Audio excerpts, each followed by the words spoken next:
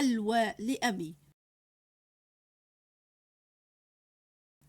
خرج سعيد من سوق مطرح، التفت نحو طريق خلفي يبعده عن أعين القادمين والعابرين إلى السوق. ترك حارة العرين سريعا، ركض بما أوتي من قوة، أخذ الدرب الخلفي وراء المستشفى.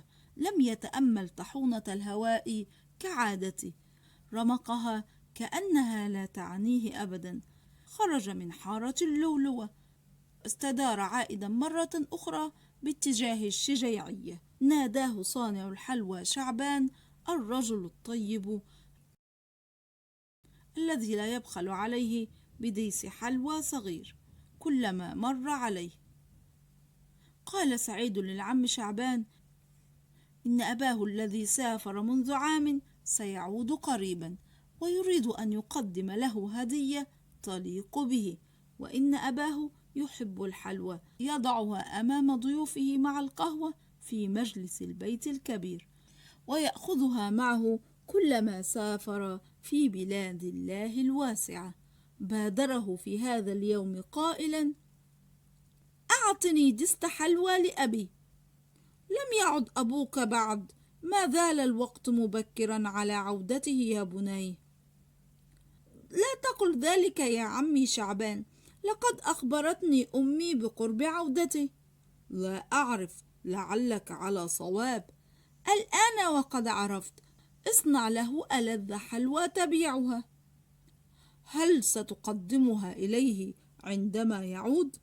نعم يا عمي، لقد اشتقت إليه كثيرا. نسيت أن أخبرك إنك تشبه كثيرا رجلا يأتيني دائما في الحلم يحدثني عن أبي، تشبهه كأنك أحد أقاربه.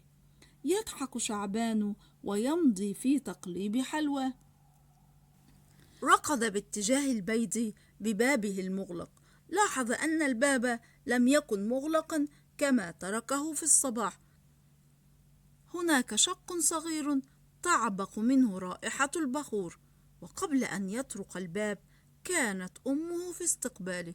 لقد عاد أبوك يا سعيد، لقد عاد.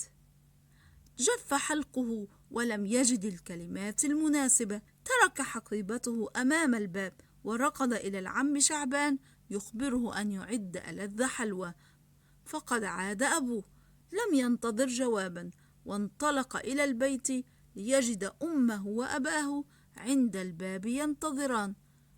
أخذه أبوه بين ذراعيه وراح يعانقه ويقبله، أما هو فقد أسلم قلبه وجسمه لهذه اللحظة التي طالما انتظرها وأعد لها الكلمات.